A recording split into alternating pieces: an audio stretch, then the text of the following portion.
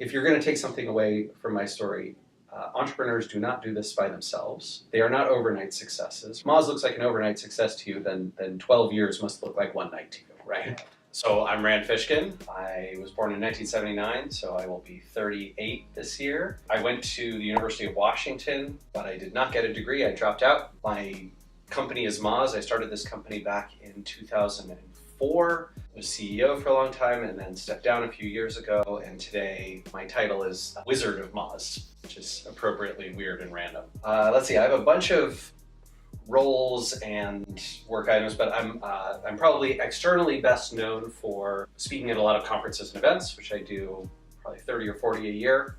So I spend a significant amount of time on the road. I also film a weekly video series called Whiteboard Friday, where I stand in front of a whiteboard and explain lots of concepts and tactics and topics around search engines and SEO. And then internally, I work with a number of our product and marketing and engineering teams around initiatives to make our products better and serve our customers better. And some of that's on the back end and data side and engineering stuff, and some of it's on the front end and user interface and UX side.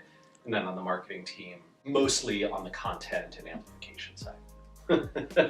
Why not finish the last 2 quarters of school? I was really tired of it at the time.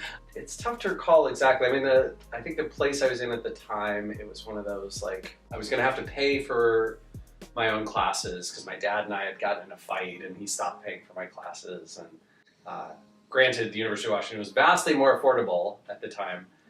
This was 2001. I was working a $4.75 an hour job on University Way in retail back then, and so it was still a massive portion of my income to go to school. And I just wasn't excited about it, and I really wanted to build more websites. And I also think probably the thing that tipped me over the edge was this girl I was dating broke up with me, and I was super bummed out about it. And so I didn't even want to get out of bed for a few weeks. I think I missed registering for classes and then was like, yeah, I'm not going back to school at all. Real mature, thoughtful, considered decision. It's very lucky, extremely lucky that it worked out. Like, I am not suggesting anyone else should do it. They were not thrilled.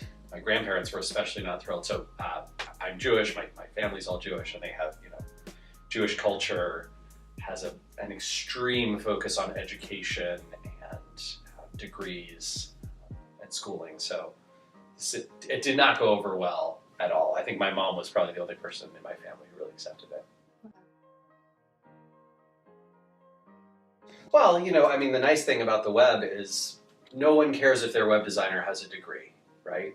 No one cares if their SEO consultant has a degree. No one cares if the founder of a startup company has a degree. So I happen to sort of both consciously and unconsciously choose paths in my career that did not require a degree. I think I'm very fortunate for that, but if I had wanted to get into other roles or buy at companies, I probably would have been in big trouble. I mean, one of the weirdest things, except for an interview that I did for that company for it was the Wizards of the Coast Game Center. They used to have this place where people would play video games on University Way.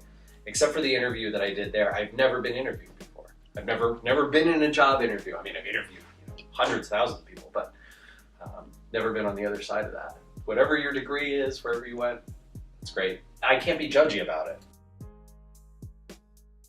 God, no, not at all. And I think one of the other things that I assumed was, well, maybe I'll go back to school next year or the year after, and then it just became a kind of running joke, right? By the time that Moz had gotten off the ground and become successful, it was one of those well, now I'm probably not going to go back to school. There's a narrative in people's heads around how a startup tends to go, right?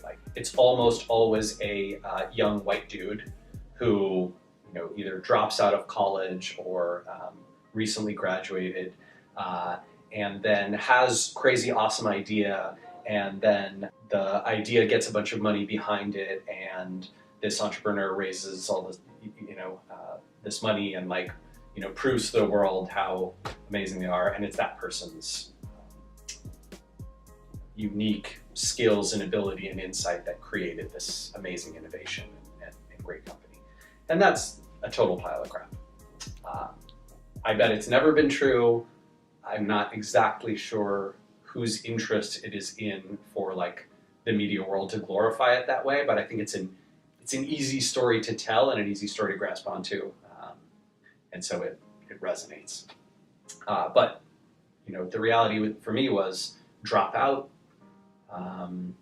go deeply into debt for many years, have no success at all.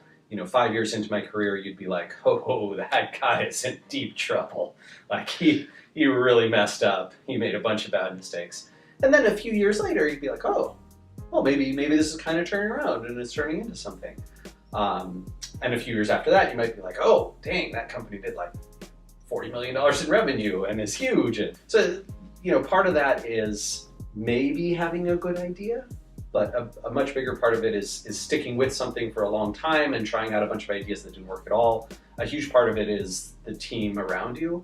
I started Moz with a co-founder, my mom, right? Jillian, my mom, was my co-founder. That was not a solo effort by any means. My chief operating officer, Sarah Bird, who's now our CEO, was very much a partner in the business for me for a long time. We were surrounded by a great executive team and phenomenal engineers and tons of people who contributed just as much, if not more, than I did. But it's like, oh, well, you're the founder, so you know what? Let's give you all the credit. That's crap. It's a terrible thing. If you're going to take something away from my story, entrepreneurs do not do this by themselves. They are not overnight successes, right? If Moz looks like an overnight success to you, then 12 years must look like one night to you, right? A lot of times you've got to fail for a considerable period of time before you figure out what works.